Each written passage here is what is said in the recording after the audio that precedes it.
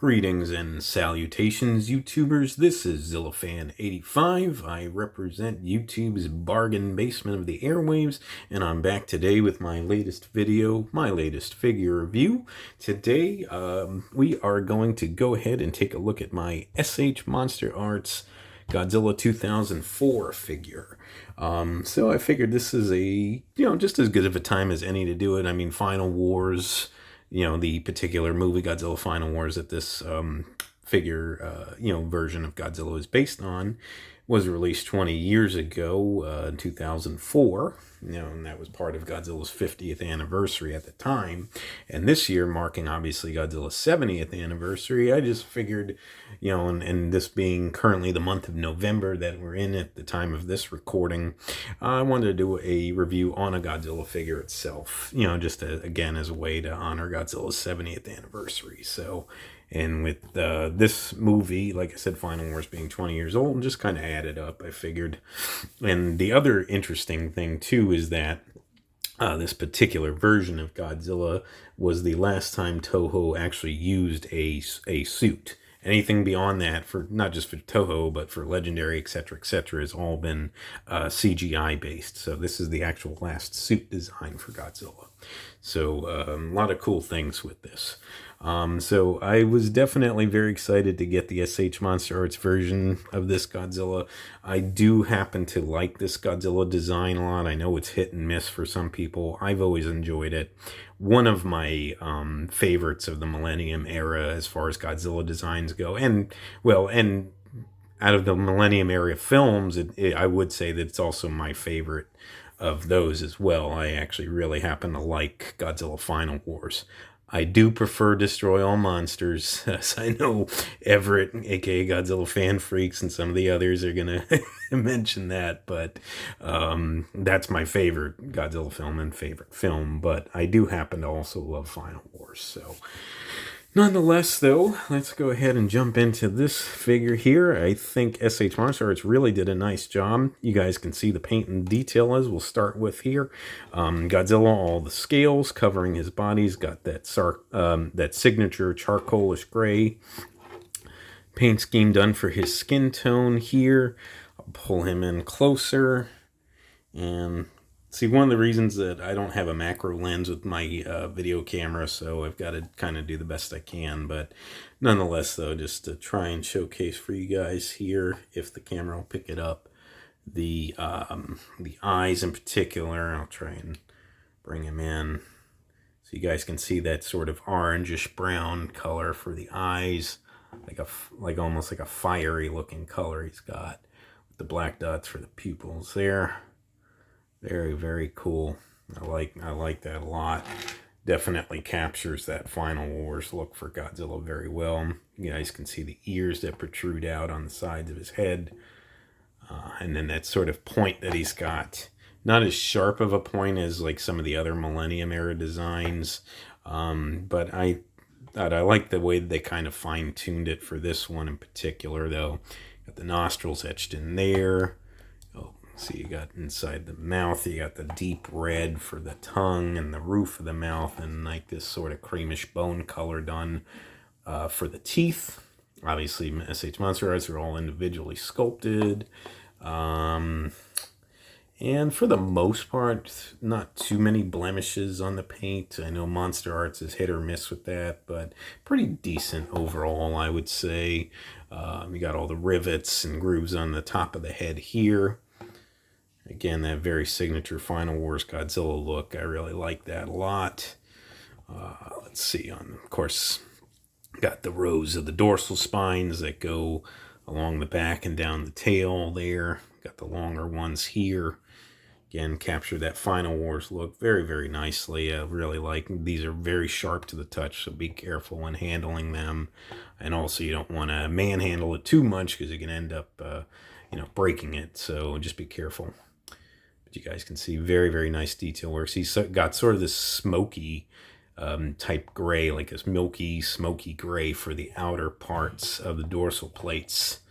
And then as it goes towards the center, it blends into that deeper charcoalish gray, which I really like, and just a lot of detail work etched in on those. And you guys can see, so you got the larger rows on the back here, and then as it tapers down into the smaller dorsal plates along the tail and run almost to the tip, kind of stops around there. But I'm pretty sure that's movie accurate, though. MonsterArts usually is for the most part. Very, very cool. Again, all the scales and whatnot. Nice detail work for the chest and some of that, those line and groove segments there, and some of the musculature. Again, some of the musculature on the neck with all the scales and lines there. Looks really, really good. And of course, again, you got the scales on the arms here. And that nice musculature work for those. So, very, very cool. And then the hands you've got with the nice sharp claws there. Again, that sort of deep cream bone color done for the claws. And these are also pretty sharp to the touch as well. Definitely like that. Got work on the abdomen, and of course the scales along the legs here. Nice thick thighs that he's got there. A nice musculature again, and all that detail work captured along down to the feet, with again more of that creamish bone color for the toe claws as well. Of course, got on the bottoms of the feet there all the trademark information on this foot here, with the trademark Toho Company Limited, etc., etc. So very, very cool. And more detail work on the bottom of the foot as well. And of course, all along the tail, you got all the segments for the tail throughout on the upper portion and on the lower portion. So it's very signature MonsterArts. Like I said, they do not skip on the detail and the paint work here. So very, very nice. And I think for the most part, really do capture that look for Final Wars Godzilla here. Final Goji, as he's called. And I really like it. I think MonsterArts did a very, very nice job with this figure. So that pretty much, like I said, that pretty much covers it for the paint and the detail work. As far as articulation goes, again, MonsterArts, so you've got a ton, and this guy's pretty darn well articulated. So you're going to start here. We'll start with the jaw, opens and closes, and as you guys can see, it's on a ball joint, not on a hinge, which is always sort of my one gripe with MonsterArts. I think that instead of making everything ball joints, that they should use some other types of joints. Like the jaw, I think, would be better on a hinge, but you got it on a ball joint. Just got to be careful the way you have it positioned, because you could get it off track, but nonetheless opens and closes nicely. You get nice and wide open there, close them pretty much all the way. Really, really nice range here. You got a ball joint here where the head joins into the top of the neck. So you can look up, you can look down here. Of course, if you force it a little too much, it's gonna pop out of place, but you guys can see though, you could turn it to the side. You can do a little bit of tilt as well, and of course it'll spin all the way around, but again, put too much on it, you'll end up popping the joint out of place. So that's one thing to note, but it does have a nice spin otherwise. So, and then you've got further range of motion here for the middle portion of the neck, so you can look down further, look up further, turn it, more added range. And then the bottom portion of the neck where it joins into the shoulders there, another joint there, another ball joint here. So again, add further range of motion there. As long as the joints stay in place, I'm trying. So, of course, the hand pops off while I'm doing that. But, yeah. Alright, sorry about that. I just took a pause to try to put the joints back together. So you see, though, you got, a nice amount of joints, but the range can be a bit limited because the joints tend to pop out of place. So, one thing to keep in mind. Anyways, here where the arms join into the shoulders here, again on ball joints, you can come up, get somewhat of a T-pose here, about yay far. I don't want to push it any more than that because I got a feeling the ball joints are going to pop out of place if I do. Then they can come inward like that. Of course, they can rotate around both arms, back. You know, obviously, depending on the way you have in position, you can certainly get them to go all the way around there. You can swivel them here as well, just because that ball joint allows for that type of range of motion. Let's see, here you got a loose joint, or loose piece of material there, just to allow for further range of motion, basically like a bicep cut here. You guys can see, so you can swivel it, and I believe it's another ball joint, so you can bend it out and in.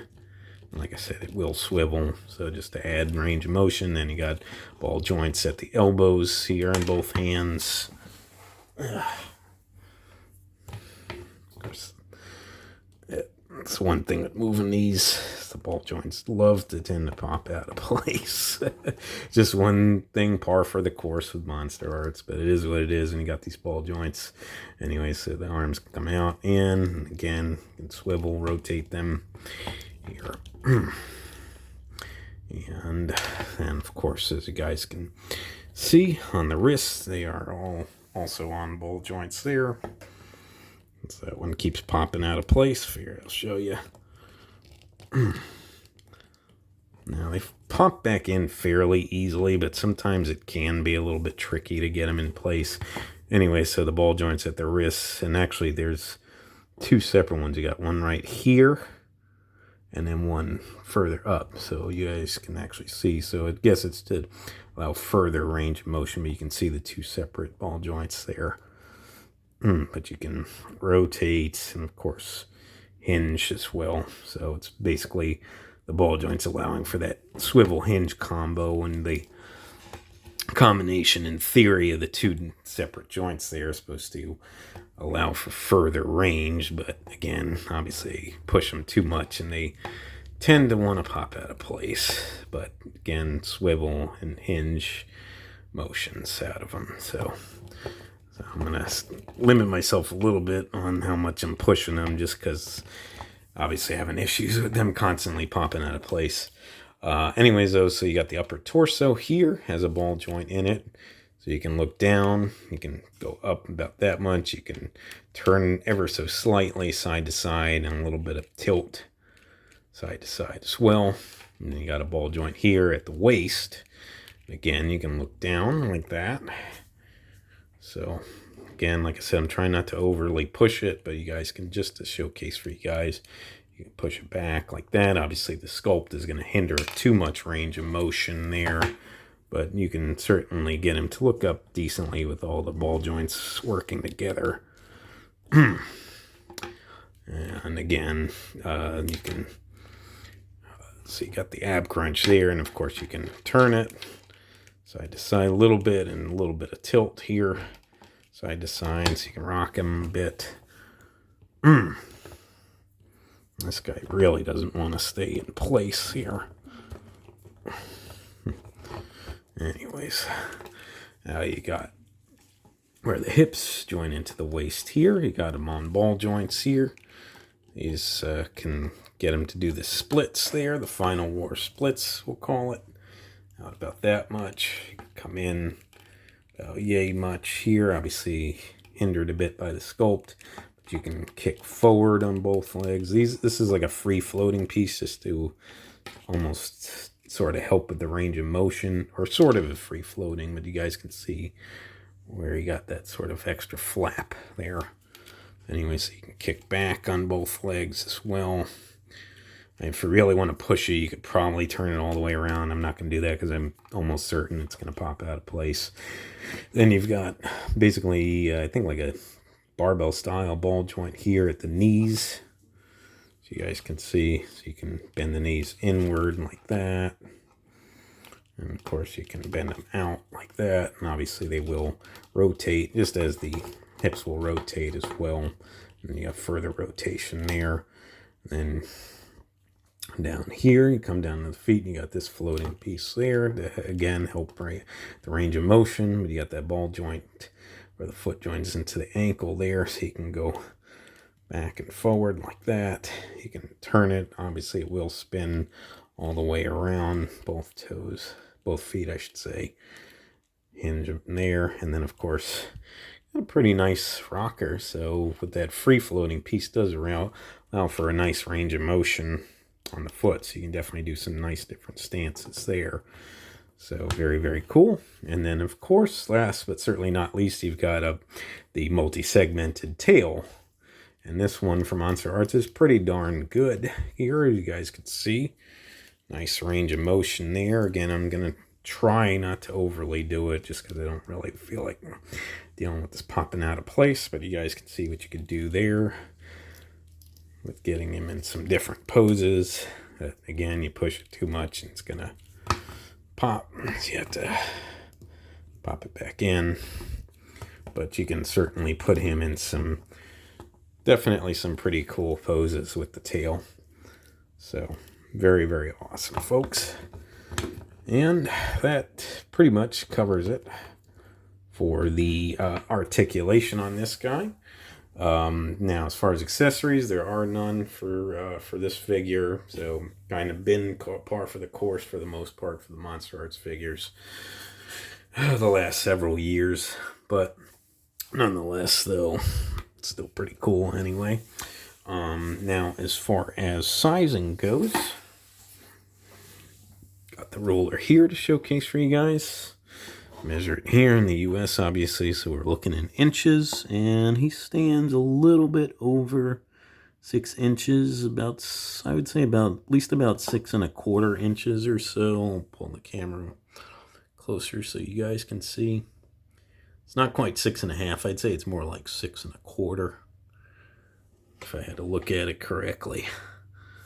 So just so you guys can see, and then just as a quick size comparison, I grabbed out my SH MonsterArts 1989 Godzilla, which is still my personal favorite. And even though he may not necessarily be the best, I just love him now. And just so you guys can see a nice little size comparison there. Now they look together, which looks pretty good. Again, MonsterArts usually sizes them very well with other MonsterArts figures. And I'll put them back down. And lastly, as far as pricing goes, now when this figure initially came out, it was I believe around $100, around $100 US. Nowadays, I haven't been able to find it other than eBay. I tried looking. It's not available on Amazon from what I saw. I can't find it on Big Bad Toy Store. So I'm really looking at eBay as the best bet. And obviously in the aftermarket here, I haven't seen anything cheaper than $150. So, so 150 and up is what I've been seeing this going for. So kind of, choose your path there if you want to pay to play or not. So I would say try to see if you can get a better deal than that. But that's, just the way I see it.